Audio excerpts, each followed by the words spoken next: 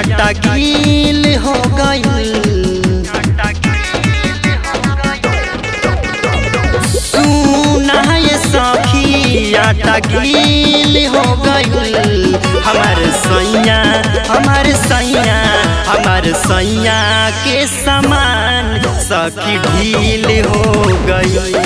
हमारे सैया के समान सखी ढील हो गई।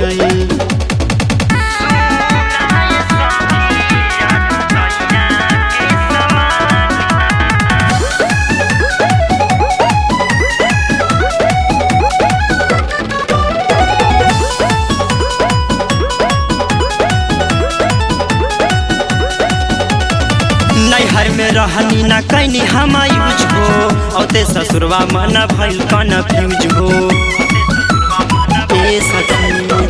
नैहर में रहनी ना कैनी हम यूज हो औते ससुरवा मन भइल कन्फ्यूज हो।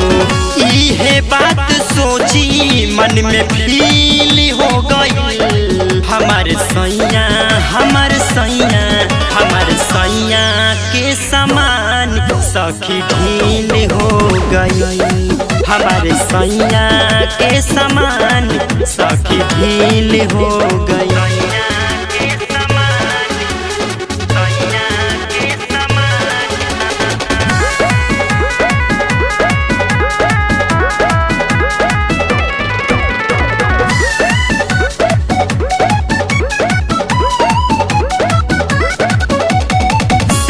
सुधीर पिया कैले जबाई हो होते भी सारा माना भइल कन्फ्यूज हो।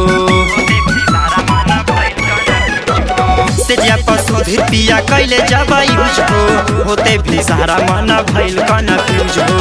अरुण देवरवा से ऑर्डर करा दी गाजीपुर भेजी की दवाई मंगवा दी।